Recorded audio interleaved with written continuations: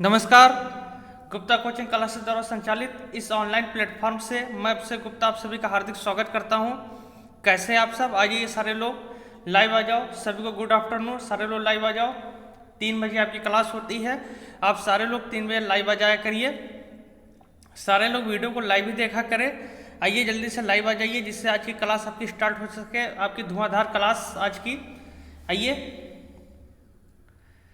बहुत आराम से लेकर पढ़ना है हमें, जिससे आपको समझ में आता चले और आपका कॉन्सेप्ट भी क्लियर हो जाए। जहां एक और आपके जितने साथी हैं, यानी जो नहीं पढ़ रहे होंगे वो बैठे हैं, लेकिन आप पढ़ रहे हैं, आप हमारी संस्थान से पढ़ रहे हैं। निरंतर हमारी संस्थान के द्वारा आपको क्लास दिया जा रहा है। इस कोरोना जैसी वैश्विक महामारी में भी हम आपके साथ हैं। गुप्ता कोचिंग क्लासेज आपके साथ है, आपको निरंतर प्रयास कर रहा है, आपको दे रहा है।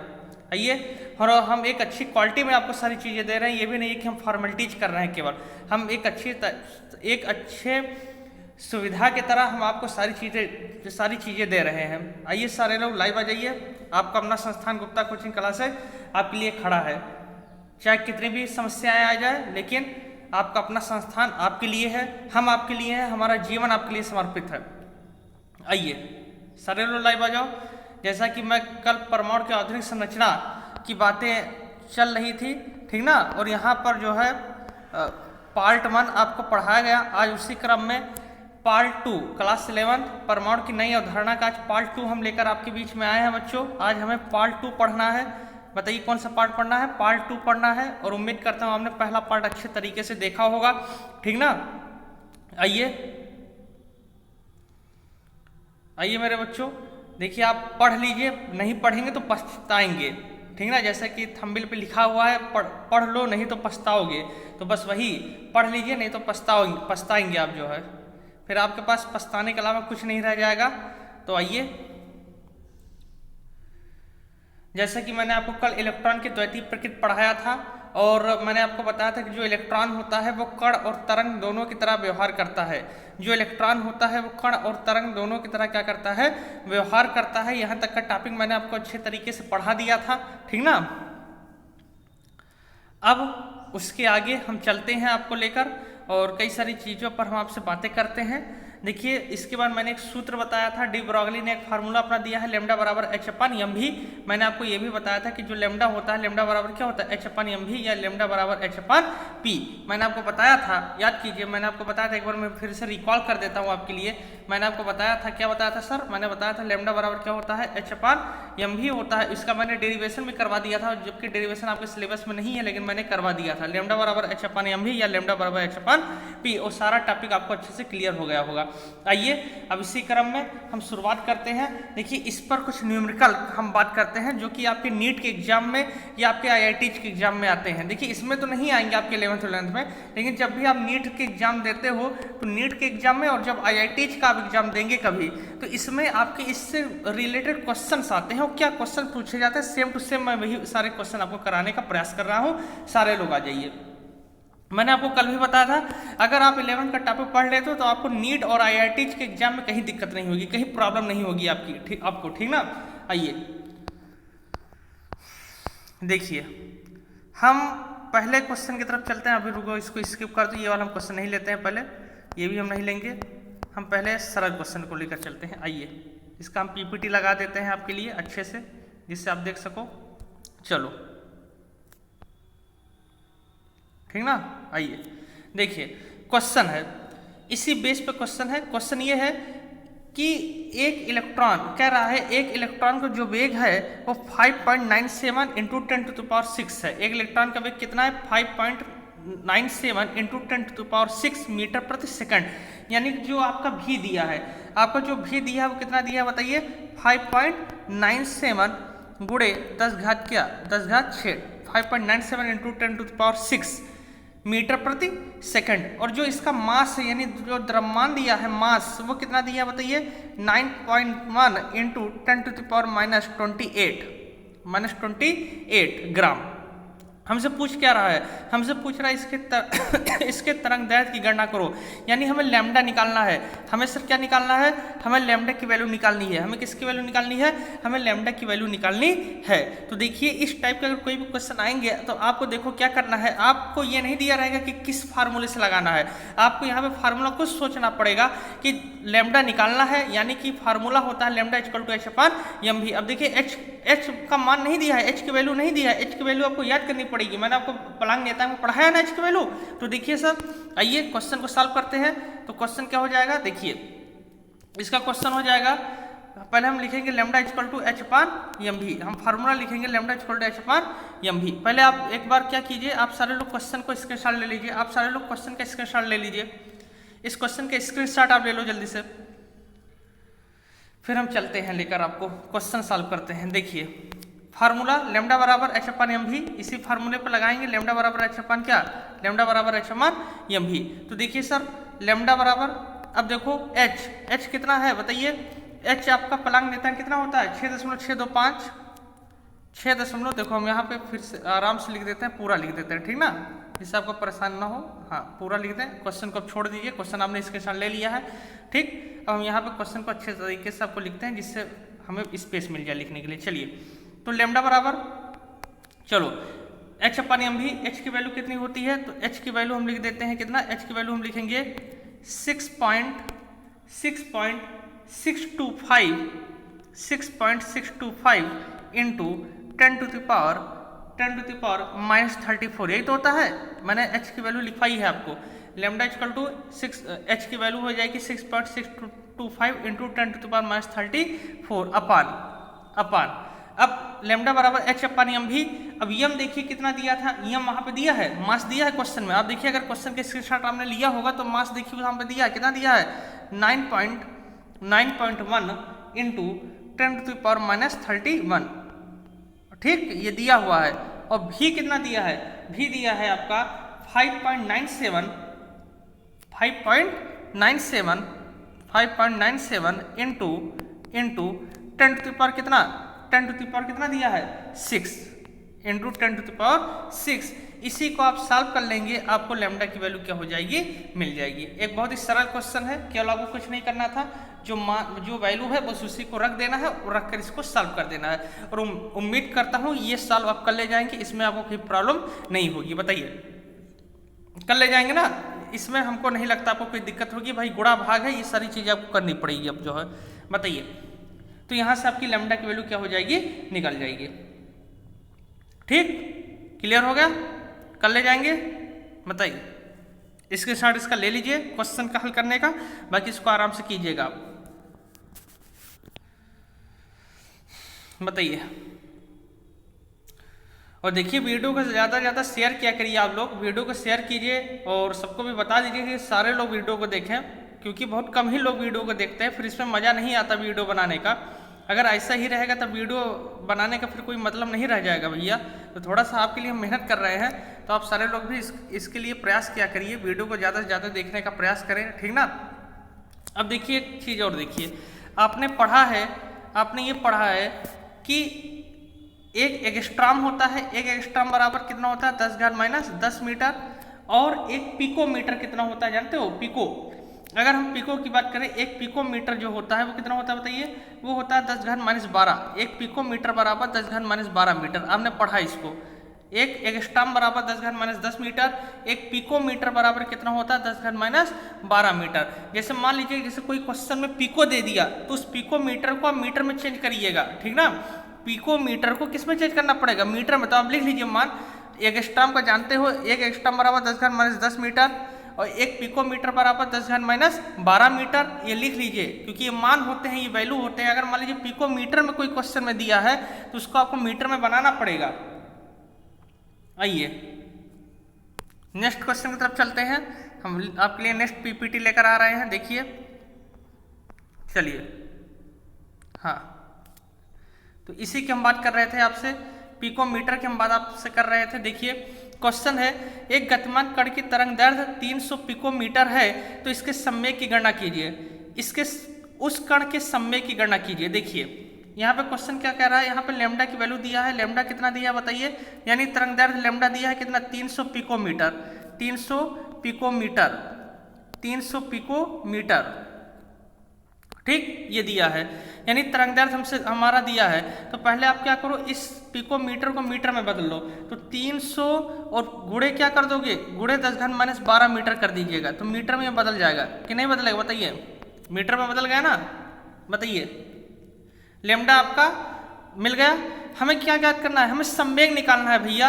अब हमें वो वाला फार्मूला नहीं लिखना है लेमडा बराबर एच अपन एम बी, अब हमें लिखना है लेमडा बराबर एच अपन पी। तो हम पी निकाल लेंगे, नहीं निकाल लेंगे। अब यहाँ पे देखो एम भी नहीं पूछा, यहाँ पे संवेग डायरेक्ट पूछ लिया, तो बहुत ही सरल क्वेश्चन ये है। खाली पी को मीटर को पहले किस में चेंज कर दो, आप मीटर में चेंज कर दो।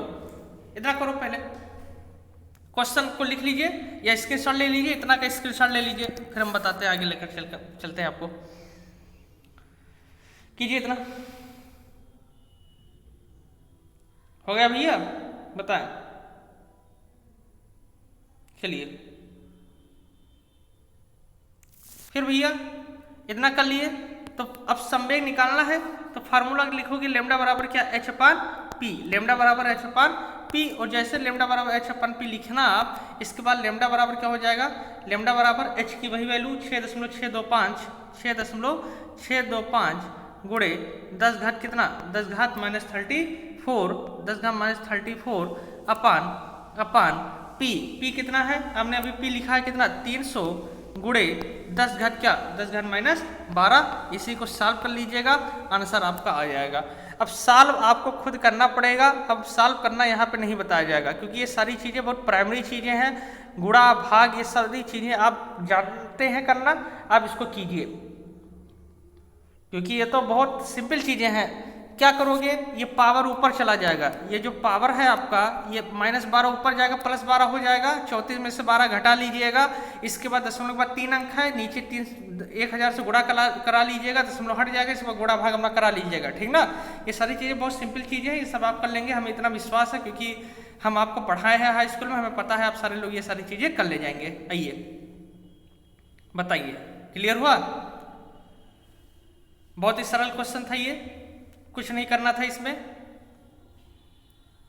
बस ध्यान हमें ये रखना है, हमें कोई भी वैल्यू है हमारा, अगर कोई भी मान रहेगा बच्चों, अगर पिकोमीटर में है, किसी भी चीज़ में हमारा अगर कोई चीज़ रहेगा तो उसे हमें मीटर में कन्वर्ट करना पड़ेगा। उसे हम मीटर में पहले बनाएंगे, किस में बनाएंगे पहले, उसे हम मीटर में बनाने के बाद ही कुछ करेंगे, बिना मीटर के बनाए हम कुछ नहीं करेंगे, जान लीजिए, समझ में आ रहा है ना। तो उससे हम पहले मीटर में बना लेंगे। अगर एक्स्ट्राम में दिया रहेगा तो -10 घात -10 पिकोमीटर, 10 घात -12 नैनोमीटर, 10 घात -9, ये सारी चीज़ें हम करेंगे, ठीक ना। आइए नेक्स्ट क्वेश्चन की तरफ चलते हैं, अगले क्वेश्चन की तरफ चलते हैं। सारे लोग क्वेश्चन को अच्छे से सॉल्व कर लीजिएगा और उम्मीद है आप कर ले जाएंगे। अच्छा, आइए नेक्स्ट क्वेश्चन की तरफ चलते हैं। पहले एक चीज़ देख लो, आप एक फार्मूला जानते हो, गतिज ऊर्जा का फार्मूला के बराबर क्या होता है, के बराबर होता है ½ mv², होता है कि नहीं होता। ये गतिज ऊर्जा का फार्मूला नोट कर लें आप सारे लोग, ये गतिज ऊर्जा का फार्मूला नोट कर लीजिए, ये क्वेश्चन जान लीजिए, बहुत इंपॉर्टेंट क्वेश्चन है ये। आपका पिछले विगत वर्षों में जो है, आज से 4-5 साल पहले ये क्वेश्चन जब CPMT का एग्जाम्स होते थे उसमें ये क्वेश्चन आए थे, इंग्लिश में आया था, लेकिन यहाँ पे मैं हिंदी कन्वर्ज लेकर आपके लिए लाया हूँ, क्योंकि ये आप हिंदी पढ़ रहे हैं, ठीक ना। तो ये बहुत इंपॉर्टेंट क्वेश्चन है, इस टाइप के क्वेश्चन वहाँ पे आए हुए हैं। आइए, हमारा भी डॉक्टर बनने का बहुत शौक था, लेकिन दुर्भाग्य था कि हमको बायो आता नहीं था, बायो पोर्शन हमारा बहुत वीक था, इस वजह से जो है हम नहीं बन पाए। लेकिन फिलहाल हमारी यही इच्छा है कि हमारे पढ़ाए हुए बच्चे डॉक्टर बने, इसलिए हम बार बार कहते हैं बच्चों से कि नीट का एग्जाम दीजिए आप जो है, ठीक ना। हमसे जितना सहयोग हो पाएगा, केमिस्ट्री में आपको कहीं दिक्कत नहीं पड़ेगी, हमारा वादा है। नीट का अगर आप एग्जाम देते हो तो केमिस्ट्री पोर्शन, अगर हमारे यहाँ फिजिक्स और केमिस्ट्री आप पढ़ रहे हैं, ये हमारा विश्वास मानिए, आपको इसमें से कहीं कोई प्रॉब्लम नहीं पड़ेगी नीट के एग्जाम में। आप बिना कोचिंग के केमिस्ट्री और फिजिक्स पोर्शन सॉल्व करके आओगे, ये मेरा वादा रखिए आप जो है, ठीक ना। केमिस्ट्री और फिजिक्स पोर्शन में आपको कहीं कोई प्रॉब्लम नहीं पड़ेगी, हमारा वादा आप रखिए हमसे जो है, क्योंकि जो हम पढ़ा रहे हैं, जो टॉपिक हम रिलेट करके आपको पढ़ा देंगे, क्योंकि देखिए तो जैसे जो नीट का एग्जाम होता है 12th लेवल का आता है, ठीक ना, लेकिन हम आपको 12th से हायर करके यानी ग्रेजुएशन लेवल बीएससी लेवल का पढ़ा दे रहे हैं, कुछ पढ़ाएंगे जो है। अभी आप परेशान मत होइए, हम आपको बीएससी लेवल तक लेकर चलेंगे जो है, हर एक टॉप चैप्टर में जितना हो सकेगा उस चैप्टर से डीप तक लेकर चलेंगे हम, लेकिन बता देंगे ये सिलेबस में, इसके बाद सिलेबस में नहीं है। जैसे डी ब्रोगली इक्वेशन था, उसका प्रूफ जो है उसका डेरिवेशन आपके सिलेबस में नहीं है, लेकिन मैंने आपको करवा दिया। तो हम आपको बीएससी रिलेट करके पढ़ाएंगे, तो जब नीट का जो पेपर आएगा, जो क्वेश्चंस आते हैं वो आप कर ले जाओगे बड़े आराम से। तो मेरा वादा रखिए, फिजिक्स केमिस्ट्री आपको कहीं दिक्कत नहीं पड़ेगी, परेशान मत होइए, बस आप अच्छे से पढ़िए और नीट के एग्जाम को आप बीट कीजिए, क्रैक कीजिए। जो भी बायो के बच्चे हैं वो नीट की अच्छी से तैयारी करें, क्योंकि इस समय डॉक्टर्स की बहुत कमी है। आप अगर थोड़ा सा भी मेहनत कर दोगे तो आपका सिलेक्शन हो जाएगा जो है, ठीक ना। तो आप अच्छे से मेहनत कीजिए, आपका सिलेक्शन हो जाएगा। और जिस दिन आपका सिलेक्शन हो गया उस दिन आप हमें जरूर मिठाई खिलाइएगा। आइए चलिए, जैसे इस बार हाई स्कूल के जब बच्चे पास हुए थे तो सारे लोग लेकर आए थे मिठाई जो है, ठीक ना, तो बहुत खुशी मिली हमें जो है। चलिए बच्चे याद किए, कम से कम लेकर आए हमारे लिए मिठाई जो है। हमने हालांकि किसी से कहा नहीं था, लेकिन आप सारे लोग सरैया के जो भी बच्चे थे सारे लोग लेकर आए जो है मिठाई लड्डू, तो बहुत अच्छी बात है, खुशी की बात होती है, ठीक ना, कि हाँ चलिए बच्चे याद करते हैं, मान रहे हैं कि हमने पढ़ाया, आपने अच्छा किया, तो बहुत अच्छी बात है। तो बस जिस दिन आप नीट का एग्जाम क्रैक कर लेना उस दिन आप जरूर मिठाई लेकर आइएगा जो है, तो हमको भी खुशी मिलेगी। बाकी तो जो है चलिए, अब देखिए, बाकी मिठाई उठाई तो औपचारिक चीज़ें होती है, ये सारी चीज़ें का कोई मतलब नहीं रहता। मतलब ये रहता है कि आप अच्छे से एग्जाम क्रैक करो, आप अच्छे से पढ़ो, बस ये मतलब है। चलिए आइए भैया, क्वेश्चन है, एक इलेक्ट्रॉन का द्रव्यमान 9.1 इंटू 10⁻³ kg है, किलोग्राम है, और उसका जो वेग है वो 10⁻³ मीटर प्रति सेकंड है। उस इलेक्ट्रॉन की गतिज ऊर्जा और उसके तरंगदैर्घ्य की गणना करो। अब बच्चे क्या करेंगे, गतिज ऊर्जा पूछ लिया, बच्चे का दिमाग बाउंस हो गया कि अरे भैया गतिज ऊर्जा पूछ लिया, अरे कुछ नहीं है यार, गतिज ऊर्जा पूछ लिया, क्या दिक्कत है, कोई दिक्कतें नहीं होनी चाहिए आपको। क्या करोगे आप, गतिज ऊर्जा का फार्मूला के बराबर क्या, हाफ एम वी स्क्वायर, ठीक। तो सब तो दिया है, क्या करना है इसमें, हाफ है, यम द्रव्यमान दिया है कितना 9.1 इंटू 10⁻³ क्या -31, और भी यानी वेग कितना दिया है 10⁻³ दिया है कि नहीं दिया है, बताओ वेग आपका कितना दिया है, 10⁻³ दिया है कि नहीं दिया है। तो क्या कर ले जाएंगे बताइए, 10⁻³ स्क्वायर कर दीजिए, और क्या दिक्कत है भाई, बस कंप्लीट। आपका गतिज ऊर्जा निकल गया नहीं निकल गया, कि कितना सरल है, इसमें कुछ करने नहीं था आपको, लिख लीजिए।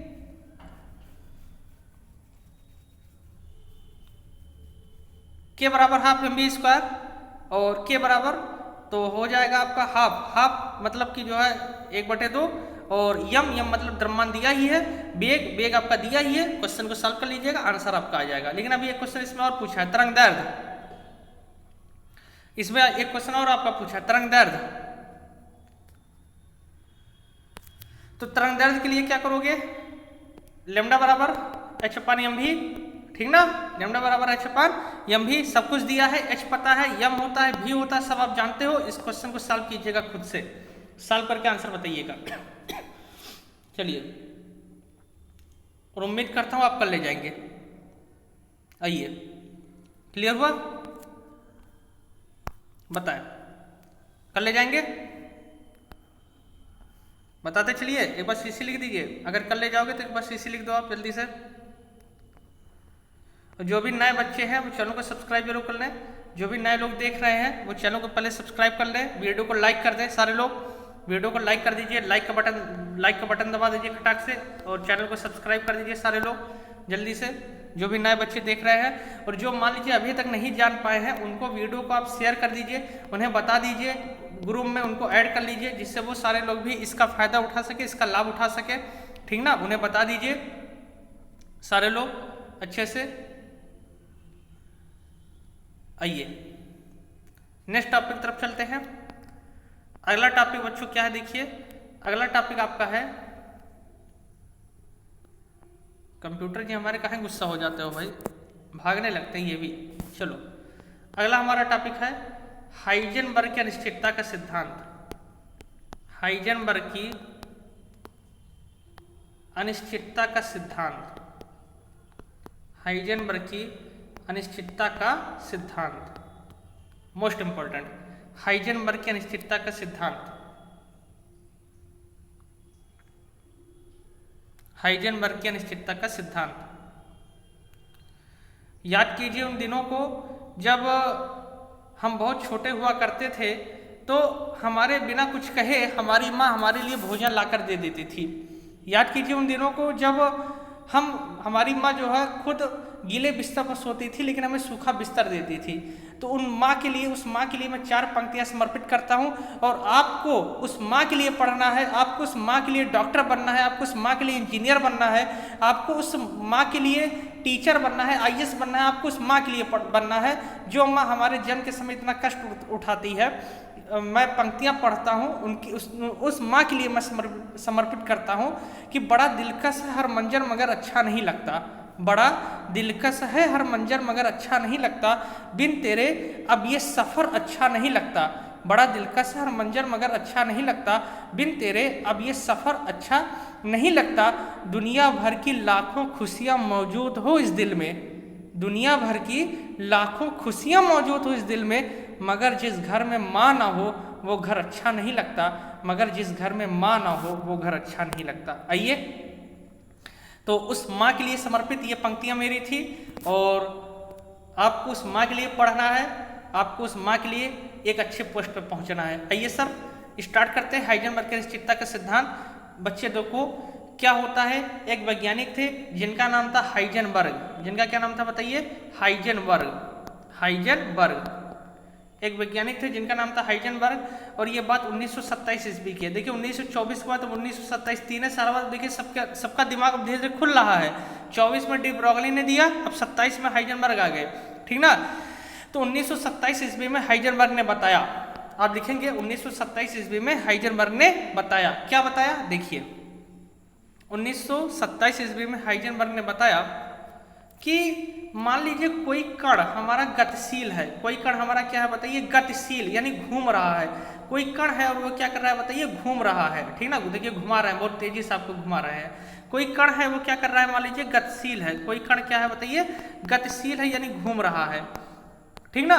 कोई गतिशील कण है तो इस कण की, ध्यान दीजिएगा, कोई कण गतिशील है तो इस कण की स्थिति और संवेग, इस कण की स्थिति और संवेग, वेग या संवेग आप कह सकते हो, चाहे वेग को चाहे संवेग को, दोनों एक ही चीज है। किसी गतिशील सूक्ष्म कण की, यानी कोई कण गतिशील है तो इस गतिशील हुए कण की स्थिति और वेग या संवेग दोनों का हम एक साथ निर्धारण नहीं कर पाएंगे, दोनों को हम एक साथ निर्धारित नहीं कर पाएंगे। एक समय में हम या तो स्थिति बताएंगे, एक समय में हम वेग ही बताएंगे, दोनों को एक साथ नहीं बता पाएंगे, ठीक ना। कहने क्या मतलब है, अब इधर देखिए, कहने का यह मतलब है कि कोई कण गतिशील है, कोई कण क्या है बताइए, गतिशील है, कोई कण क्या है, गतिशील है। तो किसी गतिशील कण की हम स्थिति के बारे में और उसी गतिशील कण की वेग या संवेग, वेग या संवेग दोनों को एक साथ नहीं बता सकते, दोनों को एक साथ नहीं बता सकते। बात समझ में आ रहा है ना। किसी गतिशील सूक्ष्म कण की स्थिति और वेग या संवेग दोनों का एक साथ निर्धारण नहीं किया जा सकता, दोनों का एक साथ निर्धारण नहीं किया जा सकता, ठीक। आप लिखेंगे सन 1927 ईस्वी में हाइजेनबर्ग ने बताया, सन 1927 ईस्वी में हाइजेनबर्ग ने बताया कि किसी गतिशील सूक्ष्म कण की स्थिति और वेग या संवेग, स्थिति और वेग या संवेग दोनों का एक साथ निर्धारण नहीं किया जा सकता, दोनों का एक साथ निर्धारण नहीं किया जा सकता दोनों का एक साथ निर्धारण नहीं किया जा सकता।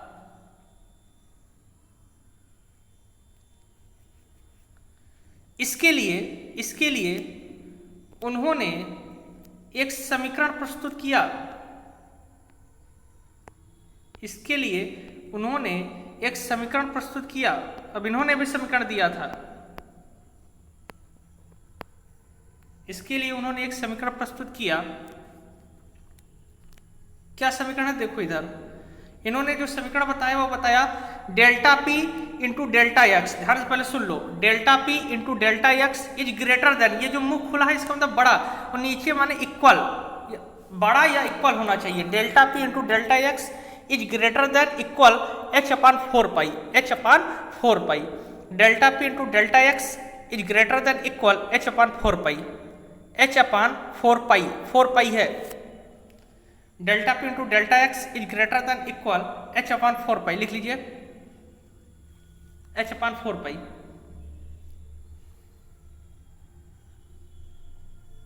एच अपान 4 पाई, जहां जहां डेल्टा पी बराबर, जहां डेल्टा पी बराबर कण के संवेग में अनिश्चितता, कण के संवेग में अनिश्चितता, कण के संवेग में अनिश्चितता, यहां डेल्टा पी बराबर कण के संवेग में अनिश्चितता,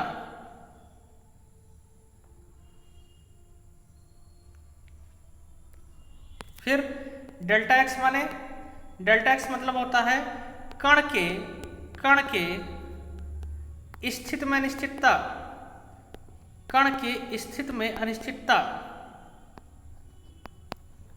कण के स्थित में अनिश्चितता,